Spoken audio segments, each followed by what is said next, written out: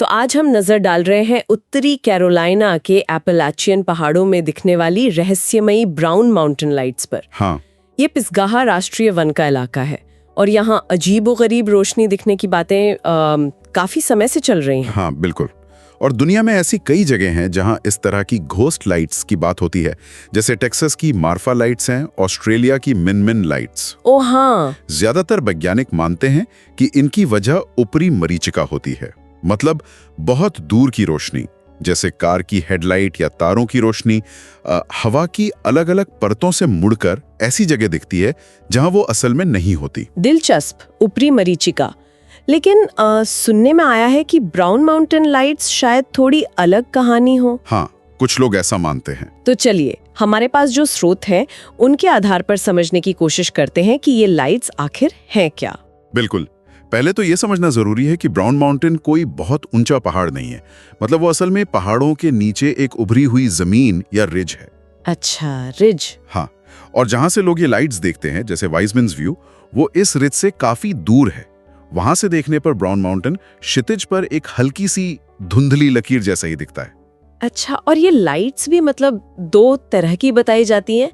यहीं से मामला थोड़ा उलझता है शायद। हाँ, यहीं पे ध्यान देना जरूरी है।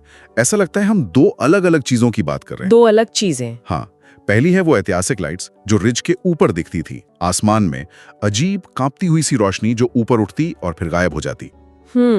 इन्हें अक्सर एक चिरोकी कहानी से जोड़ा जाता है। हाँ, वो कहानी सुनी है कि युद्ध में मारे गए योद्धाओं को ढूंढती विधवाओं की लालटेनें हैं। हाँ वही, लेकिन क्या इस कहानी का कोई पुराना पक्का सबूत है?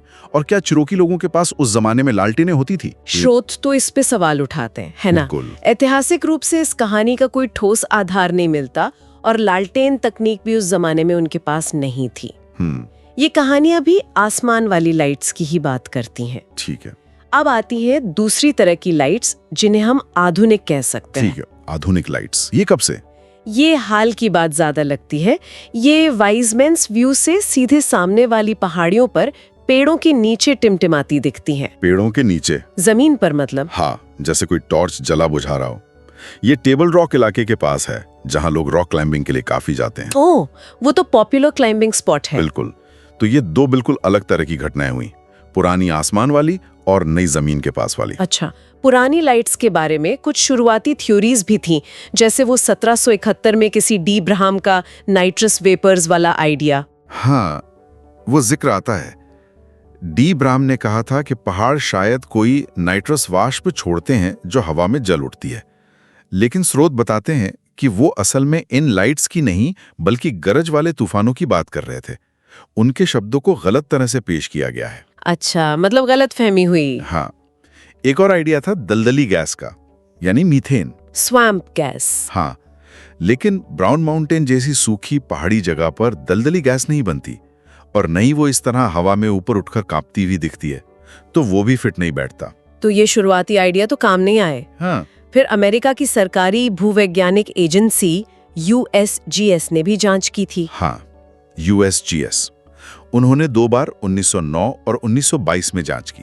अच्छा। 1913 के एक अखबार शार्लोट ऑब्जर्वर ने लिखा था कि लाइट्स लगभग रोज रात एक तय समय पर दिखती हैं। एक तय समय पर रोज? हाँ, तो 1909 की जांच में पाया गया कि ये समय पास से गुजरने वाली एक ट्रेन की हेडलाइट के दिखने से पूरी तरह मेल खाता था। रात 9:30 बजे वो एक स्टॉप पर पहुंचती थी। अरे हाँ, मतलब केन की लाइट, क्या बात है। हाँ, लेकिन सिर्फ यही वजह नहीं थी। 1922 की रिपोर्ट ज्यादा विस्तृत थी। उसमें क्या मिला? उन्होंने उपकरणों से देखा और पाया कि जिन लाइट्स को उन्होंने रिकॉर्ड किया उनमें से लगभग 47% कार के हेडलाइट्स थीं। आधी तो कार लाइट्स। हाँ, करीब 33% ट्रेन की लाइट्स, 10% दूर की बस्तियों की बिजली की स्थिर लाइट्स थीं और करीब 10% झाड़ियों में लगी आग भी थी। झाड़ियों की आग, वो भी? हाँ, सोचिए, किसी की कैंप फायर या कोई छोटी आग भी दूर से रहस्यमयी रोशनी लग सकती है। सही बात है। और रिपोर्ट में यह भी कहा गया कि उस इलाके में लेक जेम्स बेसिन के ऊपर हवा की परतों के कारण रोशनी का मुड़ना यानी मरीचिका बनना मुमकिन है। Atmospheric refraction. हाँ, तो वो मरीचिका वाली बात यहाँ भी लागू हो सकती है। हाँ, शायद बिजली और ट्रेनों के आने से पहले जो कुछ लाइट्स दिखती थीं, उनकी वजह ये मरीचिका हो सकती है। ये इस बात से भी मेल खाता है कि लाइट सिर्फ एक बहुत छोटे से कोण मतलब 3-4 डिग्री के व्यूइंग एंगल से ही दिखती थी। तो इसका मतलब ये हुआ कि 1910 के आसपास जब गाड़ियां, ट्रेनें और बिजली आम हुई, उससे पहले इन आसमान वाली लाइट्स के होने का कोई ठोस लिखा हुआ सबूत नहीं मिलता। और वो चिरोकी कहानी भी शायद इसी दौर में ज्यादा फैली। बिल्कुल। लगता तो यही है कि ज्यादातर ऐतिहासिक लाइट्स की पहेली यूएसजीएस ने करीब 100 साल पहले ही सुलझा दी थी। ठीक है। तो फिर अब उन आधुनिक लाइट्स का क्या, जो पहाड़ी पर दिखती हैं, पेड़ों के नीचे वाली? हाँ, उनका तो कोई पुराना जिक्र है ही नहीं। ये सिर्फ हाल के वीडियो और दावों में ही दिखती हैं। और वो इलाका चढ़ाई के लिए मशहूर है, टेबल रॉक। हाँ। तो क्या वो सिर्फ हाइकर्स या पर्वतारोहियों की लाइट्स हो सकती हैं? जैसे आजकल LED टॉर्च होती हैं, हेडलैम्प, फोन की स्क्रीन भी। बिल्कुल, बहुत ज्यादा संभावना इसी बात की है। टेबल रॉक एक लोकप्रिय जगह है, वहाँ लोगों का आना जाना लगा रहता है, तो इन आधुनिक लाइट्स को अनसुलझा कहा जा सकता है, पर शायद ये उतनी भी रहस्यमयी न हो जितना बताया जाता है। तो कुल मिलाकर ऐसा लगता है कि ब्राउन माउंटेन लाइट्स एक चीज नहीं बल्कि 2 अलग-अलग कहानियां हैं जिन्हें शायद वक्त के साथ मिला दिया गया है। हाँ, यही लगता है। एक तो आसमान वाली पुरानी लाइट्स जिनका जवाब विज्ञान ने काफी हद तक दे दिया, ट्रेन, कार, आग और शायद मरीचिका। हाँ। और दूसरी पहाड़ी पर दिखने वाली नई लाइट्स जिनका शायद सीधा साधा जवाब है इंसान, मतलब हाइकर्स वगैरह। सही समझा। और यहाँ दिलचस्प बात यह है कि कैसे कभी-कभी वैज्ञानिक पड़ताल जैसे यूएसजीएस की रिपोर्ट अपने आप में सनसनीखेज दावों से ज्यादा आकर्षक हो सकती है। हाँ, ये बात तो है। तथ्यों को जानने से रहस्य का रोमांच खत्म नहीं होता, बल्कि हमें गहरी समझ मिलती है। ये सोचने वाली बात है कि जब किसी चीज का तार्किक जवाब मिल जाता है, तब भी ब्राउन माउंटेन जैसी जगहों से जुड़ा रहस्य का ये आकर्षण कम क्यों नहीं होता? अनसुलझे के पीछे भागने की हमारी ये चाहत शायद हमारे बारे में भी कुछ बताती है।